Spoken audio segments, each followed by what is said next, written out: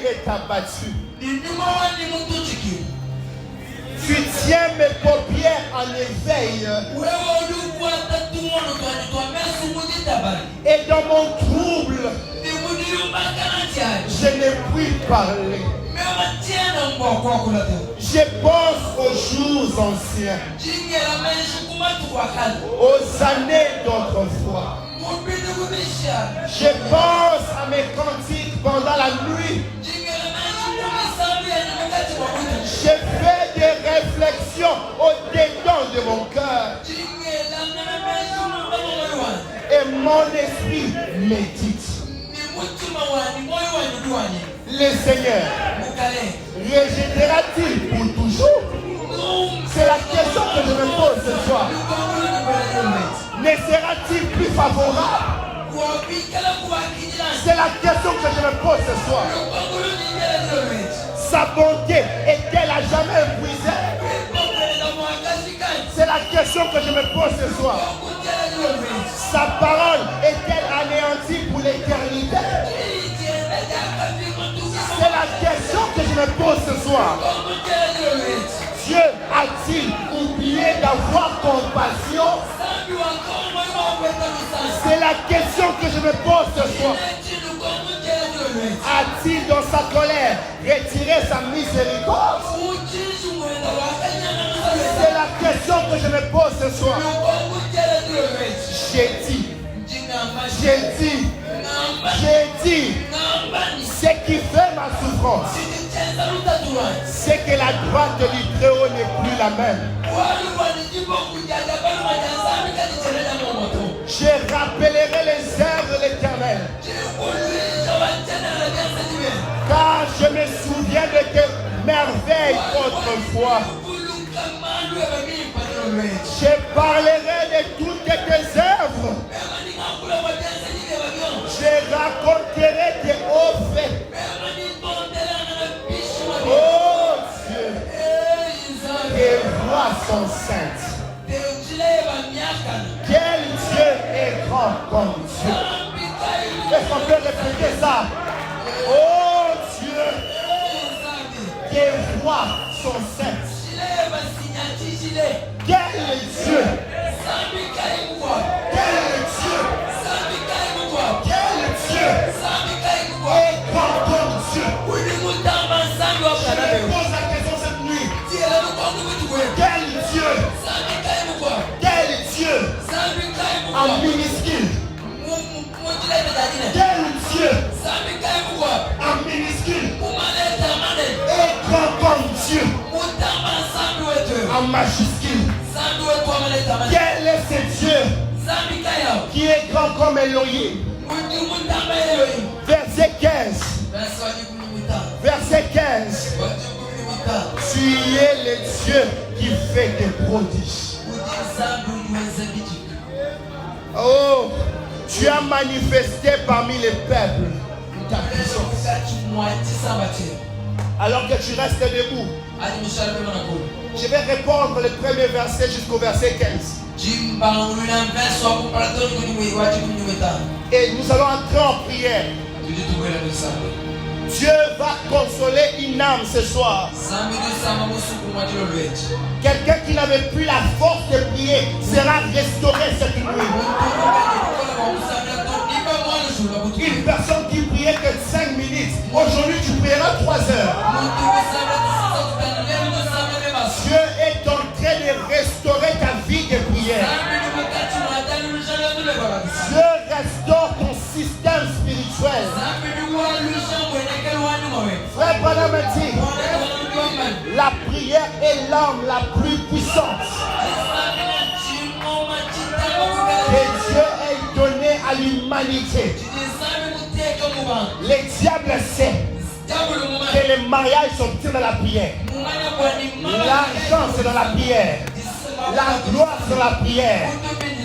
Il t'arrache la vie de prière.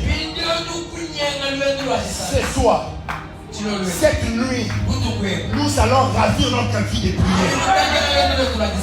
Tu prieras comme jamais auparavant. Je ne sais pas si vous avez compris ensemble avec moi ce psaume. Je ne sais pas si tu comprenais ce psaume, tu ne serais pas assis. Si tu comprenais la profondeur, la quintessence de ce psaume, tu seras en train de pleurer. Tu seras en train de méditer profondément devant de toi. La première fois que Dieu m'a fait lire ce psaume dans la révélation, j'étais hors de moi-même. David a dit au verset 2, ma voix s'élève à Dieu. J'écris, ma voix s'élève à Dieu et il m'écoutera. Si les amis ne peuvent pas t'écouter, laisse que ta voix s'élève à Dieu. David était dans des problèmes. La communauté internationale ne pouvait pas écouter David. Les amis présidents ne pouvaient pas l'écouter. David a compris maintenant. Ma voix s'élève à Dieu. Et que je peux dire vraiment, ma voix s'élève à Dieu. Il est encore, ma voix s'élève à Dieu. David a dit, verset 3, au jour de ma détresse, au jour de ma détresse, virgule, je cherche le Seigneur. Quand tu es dans la détresse, mon frère, quand tu es dans la détresse, ma soeur, ne cherche pas l'oncle, ne cherche pas les voisins. C'est le temps de chercher le Seigneur. La Bible déclare qu'il est le secours qui ne manque pas au temps de la détresse. Quand tu te retrouves dans la détresse, réalise que c'est le bon moment pour Dieu de te secourir. Est-ce qu'il y a un frère dans la détresse ce soir? Une sœur dans la détresse ce soir? Laisse-moi te dire, c'est le temps pour Dieu de te secourir. David a dit, la nuit, mes mains sont étendues sans se lasser. Ah. Tu n'as pas encore eu de problèmes qui peuvent étendre tes mains sans te lasser. Le jour où tu seras comme frère Branham, sa femme à l'hôpital, sa fille à l'hôpital, sa belle-mère à l'hôpital, il y a une inondation dans la ville. Ce jour-là, tu auras les mains étendues, tu vas oublier l'air. Les jours où tu toucheras ton bébé de 3 mois en train de mourir, ta femme à l'hôpital, aucun franc à la poche. Les jours où tu te rendras compte que la médecine ne donne pas tout, ces jours-là, tes mains seront étendues sans se lasser. Mon frère, ma soeur, tu es encore assis parce que cela n'était pas arrivé. Parce que tu n'as pas encore vu de telles situations. Parce que tu n'as pas une maman qui est folle. Tu n'as pas une opprobre. Une opprobre. Tu n'as pas un frère qui ne parle pas. Tu n'as pas une petite sœur sourde. C'est pourquoi tu penses que tout est bon. C'est pourquoi tu pries 2 minutes, tu dors. Les jours où tu rencontreras des obstacles, comme David, mes mains sont étendues sans se lasser. Mon âme refuse toute consolation. Ce soir, je refuse toute consolation. Oh, Abraham n'avait pas de fils. Il a raisonné en lui-même. Il a dit non. C'était les serfs de Damas. Eliezer, c'est lui qui prendra mon héritage. Une consolation humaine. Non, je refuse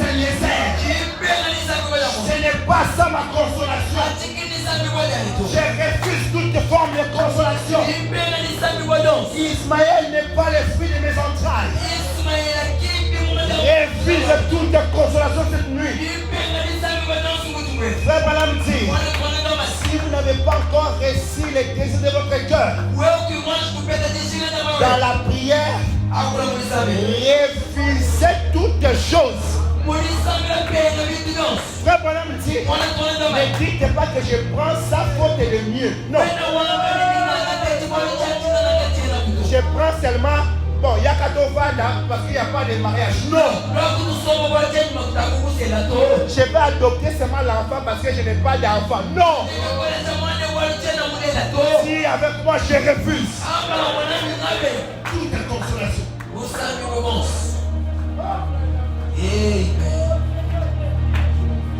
Je vais prendre seulement ça parce que je n'ai pas d'argent. Frère Branham dit, le ciel de la Pentecôte est rempli de bonnes choses. Pourquoi chercher des substituts? Pourquoi chercher des substituts? Les choses à glorifier. Le ciel de la Pentecôte est rempli de bonnes choses. Pourquoi chercher des substituts? Dis avec moi je refuse. Dis avec moi je refuse toute consolation. C'est ce que David disait. David disait ici, je refuse la consolation des hommes. Non, ça va aller. Je refuse la consolation. Je veux que les choses changent maintenant. David a dit, je me souviens de Dieu et je gémis. Et je médite, mon esprit est abattu. Tu tiens mes paupières en éveil. Ça t'est déjà arrivé. Tu as des problèmes. Tu n'arrives pas à dormir. La nuit est faite pour dormir. Mais j'ai des problèmes qui dépassent mon entendement. Tu tiens mes paupières en éveil. Cette nuit, si tu es ici, c'est parce que tu as un problème qui t'empêche de dormir. Dieu tient tes paupières en éveil. Et David a dit, et dans mon trouble, je ne puis parler. Oh ma, dans mon trouble, je ne sais plus parler. Je deviens comme cet enfant qui ne savait pas comment prier, qui ne savait pas comment lire. Frère Branham a dit, cet enfant était troublé. Seigneur, je ne sais pas par où commencer. Cet enfant a appris l'alphabet. Il a appris A, B, C, D jusqu'à Z. Il a amené ça à Dieu. Il a dit, Seigneur, prends l'alphabet et compose toi-même mes propres requêtes. David a dit, dans mon trouble, je ne sais pas quoi dire. Je ne sais plus quoi parler. Je n'ai pas un problème. Je n'ai pas deux problèmes. Je n'ai pas quatre problèmes. J'ai des problèmes que je ne peux même plus compter. J'ai les problèmes de l'argent, de mari, de ceci, des habits. Je ne sais pas par où commencer. Ah, ce soir, élève tes mains. Si ça n'est pas l'alphabet, je ne sais plus quoi dire. Je ne sais pas par où commencer. Que je commence par quel problème? Par les problèmes de l'oncle ou de... Je ne sais pas. Il y a des gens ici qui ont des problèmes qui dépassent leur entendement. Dans mon trouble, je ne sais pas quoi parler. David a dit, je pense aux jours anciens. Est-ce que tu peux commencer à penser aux jours anciens? David a dit aux années d'autrefois, je pense à mes cantiques pendant la nuit. Eric, j'ai fait des réflexions au-dedans de mon cœur. Et mon esprit médite. Il commence à faire des réflexions. Il dit, le Seigneur rejettera-t-il pour toujours Je commence à me demander. Dieu répond toujours les voisins, pas moi. Donc je me demande. C'est toujours le voisin qui achète des maisons, pas moi. Je me demande. Quel est ce péché que Dieu ne peut pas me pardonner? Depuis 2012 jusqu'aujourd'hui, je commence à me demander. Bon, quelle est cette offense que Dieu lui ne peut, il peut rejeter pour toujours? Oh, la Bible dit qu'il est riche en miséricorde. Oh, la Bible dit qu'il jette nos péchés dans la mer de l'oubli. Je me demande, demande-toi ce soir. Demande à Dieu, Seigneur, est-ce que tu rejettes pour toujours? David a dit, ne sera-t-il plus favorable? David demande, sa bonté est-elle à jamais épuisée? Sa parole est-elle anéantie pour l'éternité? Ah. J'ai parlé à un prédicateur. Je lui disais, nous avons besoin de voir encore les miracles aujourd'hui. Nous avons encore besoin de voir les paralytiques marcher. On a besoin de voir les affaires de voir authentiques. Je lui disais que je crois que c'est possible maintenant. Et il m'a dit oui, c'est possible. Mais bon, les temps là, au temps là, quand le message était venu, c'était encore fraîche. C'était encore bien. Mais aujourd'hui, vous voyez, la parole c'est comme les lacs. Quand on pêche les poissons si tarissent. Je lui dis mon frère, je ne croirai jamais ça. Non, la parole n'est pas comme un lac, frère. La parole est une source intarissable.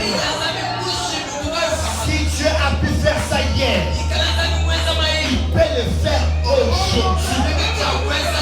David demande, ne sera-t-il plus favorable? Et quand nous demandons aujourd'hui, est-ce que Dieu ne peut pas encore donner l'argent? Est-ce que Dieu ne peut pas faire voir un aveugle? Il n'est plus favorable. Je me demande, est-ce qu'il n'est plus favorable? Comment on peut se rencontrer comme ça?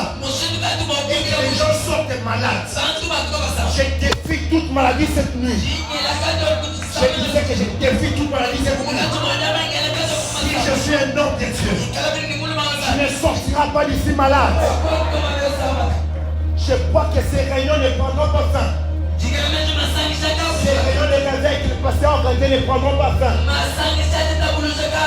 Dieu va opérer des sous-naturels. David demande, Dieu a-t-il oublié d'avoir compassion? A-t-il dans sa colère retiré sa miséricorde? David a dit, je vais maintenant compris à partir de ceci. À partir de ce verset 11. À partir de ce verset 11. David a dit, j'ai dit, ce qui fait ma souffrance. Ce qui fait ma souffrance. Peut-être tu disais que ce qui faisait la souffrance c'était l'oncle. Ce qui faisait la souffrance c'était les sorciers. Des fois ce ne sont pas seulement les sorciers qui font ta souffrance. Ce n'est pas seulement la maladie. J'ai dit, ce qui fait ma souffrance, c'est que la droite du Très-Haut n'est plus la même. Cette nuit, tu vas entrer en prière. Lève-toi maintenant. Seigneur, fait ma souffrance. Est-ce que tu as changé? La parole me dit que tu es le même hier, aujourd'hui. Seigneur, dis-moi. Si tu vas t'avancer devant la chair, avance-toi. Si tu vas, je sais pas moi, tu vas partir au point là-bas, va au point. Je ne veux pas que tu restes dans ta chaise formaliste, non. Si tu vas être où, soit l'endroit où Dieu pourra t'écouter. Si tu viendras devant, viens devant. Si tu feras quoi, fais ce que l'Esprit te dit. Je médite. Je médite. Ce qui fait ma souffrance, c'est que la droite du Très-Haut, la droite du Très-Haut n'est plus la même. Les dieux de William Branham qui pouvaient guérir les cancers. Comment aujourd'hui nos mamans meurent du cancer? La droite du Très-Haut n'est plus la même. Les dieux qui pouvaient élever les paralytiques. Aujourd'hui, on a les paralytiques qui viennent à l'église chaque jour et rentrent. J'ai dit, ce qui fait ma souffrance, c'est que la droite du Très-Haut n'est plus la même. Ce qui fait ma souffrance, la droite du Très-Haut n'est plus la même. David dit au verset 12, je rappellerai les œuvres de l'Éternel. Cette nuit commence à les rappeler ses œuvres. Car je me souviens de tes merveilles d'autrefois. Cette nuit commence à rappeler à Dieu ses œuvres. Ce qui fait ma souffrance. La droite du Très-Haut n'est plus la même. Les dieux de Branham, les dieux de Branham, il est où? L'ange apparaît à Gédéon. Il dit, vaillant guerrier, l'Éternel est avec toi. Gédéon dit non, non, non, non, non, arrête. C'est quoi ça? J'ai beaucoup entendu ces choses. Soyez bénis, soyez prospères. Ceci, c'est là. Vaillant guerrier. Vaillant guerrier. Non, non, non. J'ai beaucoup entendu ça. Si Dieu est avec nous, où sont les signes? Si Dieu est avec nous, où sont les prodiges? Si Dieu est avec nous, où sont les miracles? J'ai dit, ce qui fait ma souffrance, c'est que la droite du Très-Haut n'est plus la même. Pendant que je suis en train de parler, commence à élever ta voix. Oh, rappelle à Dieu ses merveilles. J'ai appris dans la Bible qu'il y avait une femme qui s'appelait Anne. Elle n'inventait pas. Oh, elle est venue vers toi. Elle ne disait même pas les mots français. Elle ne parlait même plus. Mais elle répondait son cœur simplement. Et le prophète est venu, l'a dit. Essuie tes larmes. Lave ton visage. Car Dieu a écouté ta prière. Mais Seigneur, combien de fois j'ai prié? Non, non, combien de fois j'ai prié? Cette nuit, je ne quitterai pas ce lieu sans que le prophète me dise, lève-toi, lave ton visage. Non, non, non, non, non, non. Je veux voir la différence. J'ai dit, ce qui fait ma souffrance, c'est que la droite du Très-Haut, la droite du Très-Haut n'est plus la même. Où est le Dieu d'autrefois? Où est le Dieu de Purity? Où est le Dieu de Zoé Tabernacle? Où est le Dieu de Caillou Bibert? Où est le Dieu de Barouti Kassomo? Le Dieu qu'on a entendu autrefois. Où est le Dieu de William Branham? Où est le Dieu de Gédéon Kalsomama?